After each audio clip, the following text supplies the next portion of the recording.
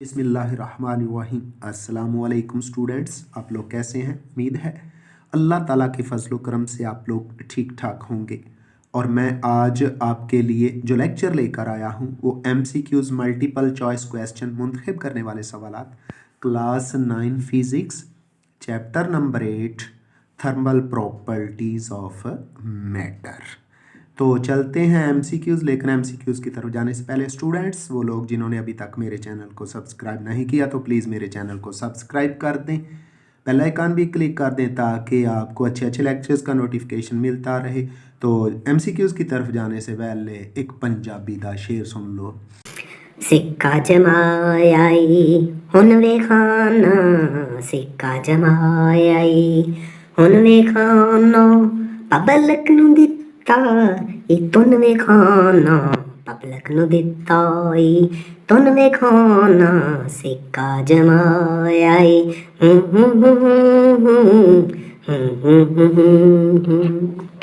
8.1 मिंदरजा झैल मुमकिना जवाबात में से दुरुस्त जवाब के गिर्द दायरा लगाइए। तो इंग्लिश और उर्दू दोनों के अंदर बताए जाएंगे। In English 8.1 encircle the correct answer from the given choices. Number 1, water freezes at 0 Fahrenheit, 32 Fahrenheit, minus 273 Kelvin और डी ऑप्शन है 0 केल्विन।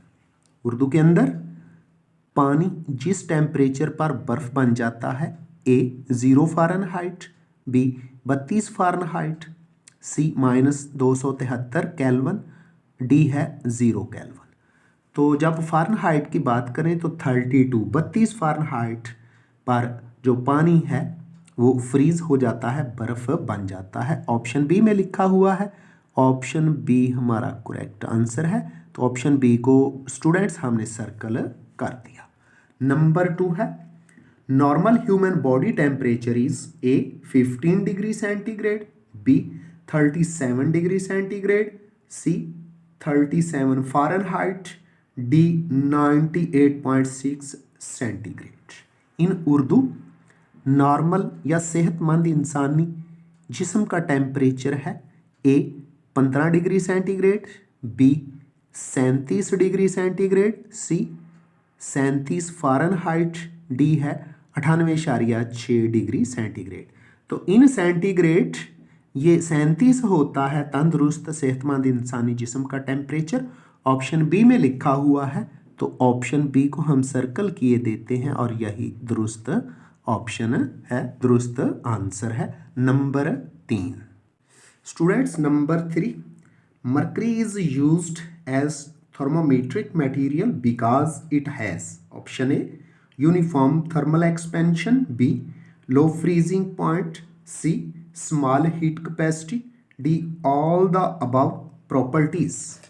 आप उर्दू में मरकरी को थर्मोमीट्रिक मटेरियल के तौर पर इस्तेमाल किया जाता है क्योंकि ये रखता है ए यकसा हरारती फैलाव, बी कम फ्रीजिंग पॉइंट, सी कम हरारती गुंजाइश और डी है ये तमाम खसूसियत। जी, तो मरकरी के अंदर ये तमाम करैक्टरिस्टिक्स, तमाम खसूसियात मौजूद होती हैं। ऑप्शन डी में यही लिखा हुआ है, इसलिए ऑप्शन डी को हमने सर्कल कर दिया।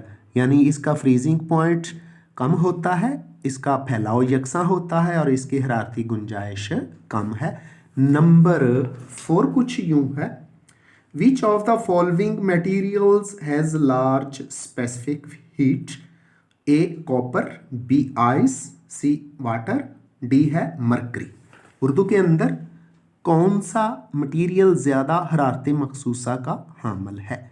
ए कॉपर, बी बर्फ़, सी पानी और डी है मरकरी। तो डियर स्टूडेंट्स, पानी की हरारत मखसूसा यानी स्पेसिफिक हीट सबसे ज़्यादा हुआ करती है और ये होती है 4200 joule per kilogram per kelvin, 4200 joule per kilogram per kelvin. Option C पानी इसका करेक्ट आंसर है, इसलिए सी को हमने सर्कल कर दिया है।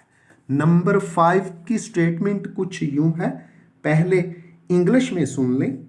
विच of the following materials has large value of temperature coefficient of linear expansion? A aluminium, B gold, C brass, D steel.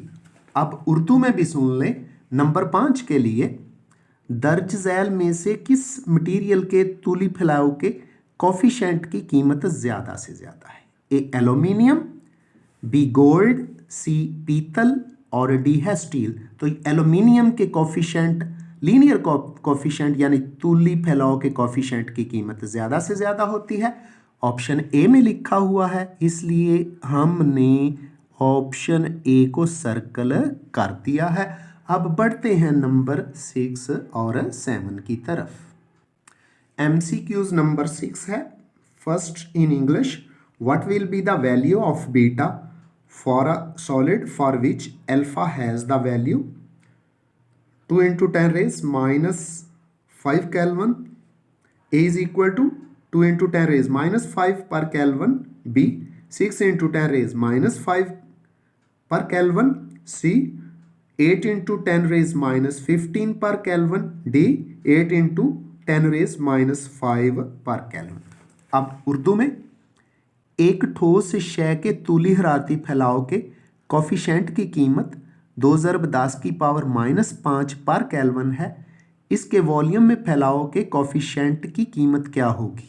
ए 2 × 10⁻5 पर केल्विन, बी 6 × 10⁻5 पर केल्विन, सी 8 × 10⁻15 पर केल्विन, डी 8 × 10⁻5 पर केल्विन। तो डियर स्टूडेंट्स, फार्मूला कुछ यूं होता है, beta is equal to 3 alpha. तो अल्फा की कीमत 2 × 10⁻5 है, beta is equal to 3 alpha. तो इसको 3 से मल्टीप्लाई करें, 3 × 2 = 6, तो 6 × 10⁻5 होगा। ऑप्शन बी में लिखा हुआ है 6 × 10⁻5 पर केल्विन, यही इसका करेक्ट आंसर है। इसलिए हम ऑप्शन बी को सर्कल कर देंगे। अब बढ़ते हैं MCQs नंबर 7 की तरफ। उसकी स्टेटमेंट सुन लें in English. Which of the following effects evaporation? A temperature, B surface area of liquid, C wind, D है all of the above.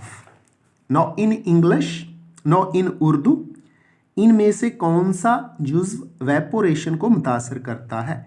A temperature, B माया की सतह का एरिया, सी हवा और डी ये तमाम अवामल। तो टेम्परेचर भी इंक्रीज करता है वेपोरेशन, एरिया बड़ा हो तो वो भी इंक्रीज हो जाती है, हवा ज़्यादा हो तो भी फ़र्क पड़ता है। तो ऑप्शन डी में लिखा हुआ है ये तमाम, इसलिए हमने ऑप्शन डी को सर्कल कर दिया और यही हमारा करेक्ट और दुरुस्त आंसर है। इसके साथ ही मोहम्मद अब्बास को दीजिए इजाज़त। आइंदा मिलेंगे नए लेक्चर के साथ। अल्लाह हाफिज़।